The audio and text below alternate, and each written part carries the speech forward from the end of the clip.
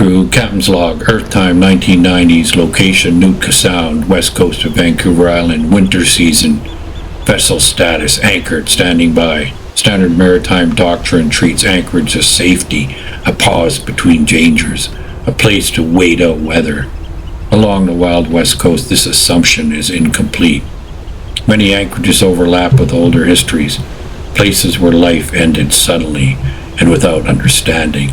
Villages erased by epidemic, shorelines abandoned after violence. These locations are not marked on charts, yet they remain active. This log documents one such anchorage. The operation began with an emergency call-out. Midnight at Steveston. Winter, cold on the docks. Orders passed quickly and without discussion. The Marjorie Todd was dispatched to the west coast of Vancouver Island in anticipation of a herring opening. The Marjorie Todd was an ex-Yankee minesweeper. Her naval name was the YMS 122, 150 feet in length.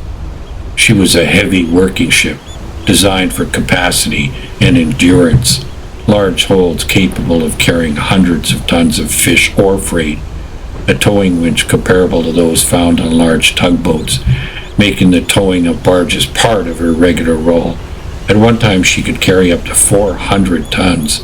Ships like that do not rush in and out. They arrive, anchor, and wait. An error occurred during departure. I was left behind. By morning the vessel was already underway.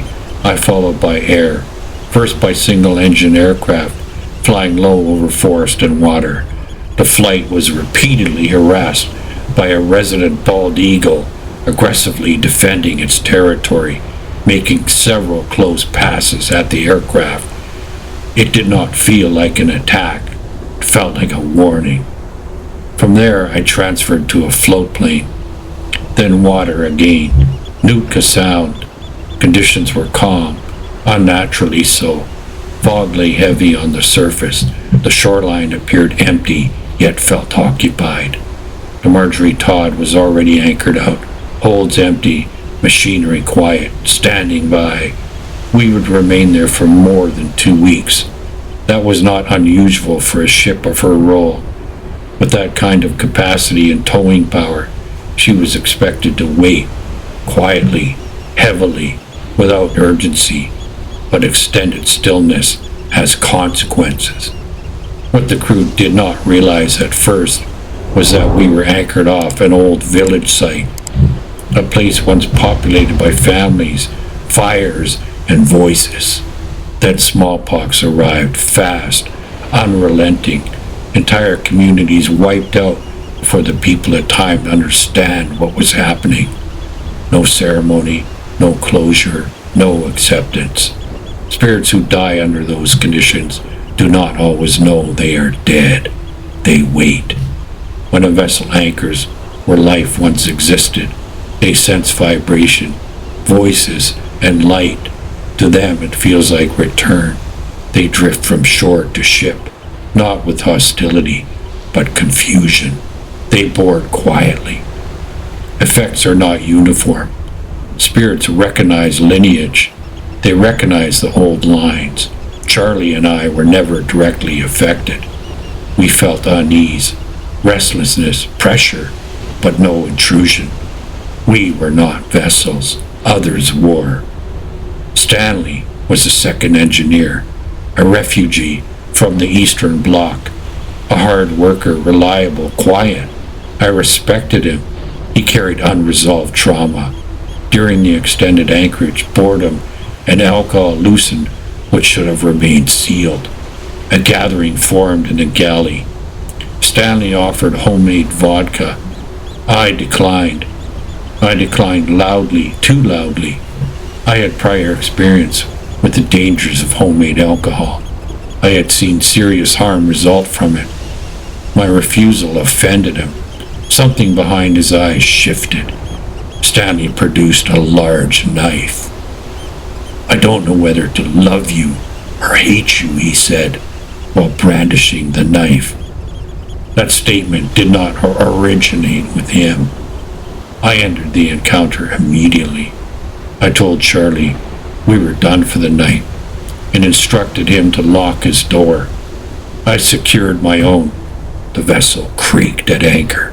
Fog pressed in from shore. The anchorage remained silent.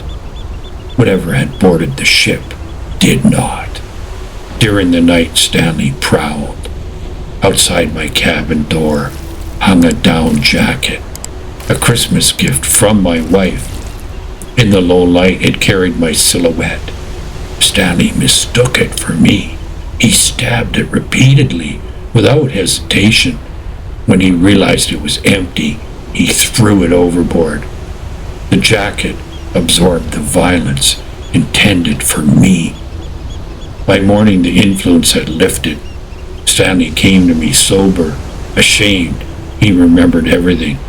He apologized and promised restitution. But certain breaches cannot be contained at sea. He was dismissed from service and put ashore at the first opportunity. We departed Nootka Sound shortly after. No further incidents occurred. That is often how these stories are told, but the reality is simpler. Nothing else was required. The spirits had been acknowledged. They had interacted through weakness. Once the vessel moved, they returned to shore. Anchor lifted. Contact ended. Since that voyage, I treat still water with caution. Along this coast, safe anchorages often overlap with places of sudden death. Instruments do not detect grief. Navigation systems do not register memory, but the sea does. And sometimes when a ship stops moving, it invites others to remember with it. Teaser, next entry. The next entry does not begin at anchor. It begins under pursuit. A storm that had already taken the lives of fishermen tracked us north from Steveston toward the top of Vancouver Island. We did not outrun it. We endured it, watch by watch. By the time we reached Port Hardy, it was after midnight. The harbor held. The storm did not release us. That night, after the vessel was secured, I went to my bunk and encountered someone I had not seen since we were teenagers. A cousin, a friend, a lost soul who had been wandering for years. What followed came in threes. Listener transmission, contact log. If you have served at sea, stood watch in strange anchorages, or carry stories that do not fit cleanly on a chart, you are not alone. Throw us a line at ghostboatadventures@gmail.com. Original art, visual logs, and supporting materials related to these voyages can be found at AskRavenNativeArt@etsy.com. All transmissions are read. Not all are answered. Some are simply logged. Through tilt and wake, through fall and shout, Captain Jordan and his crew goes over and out.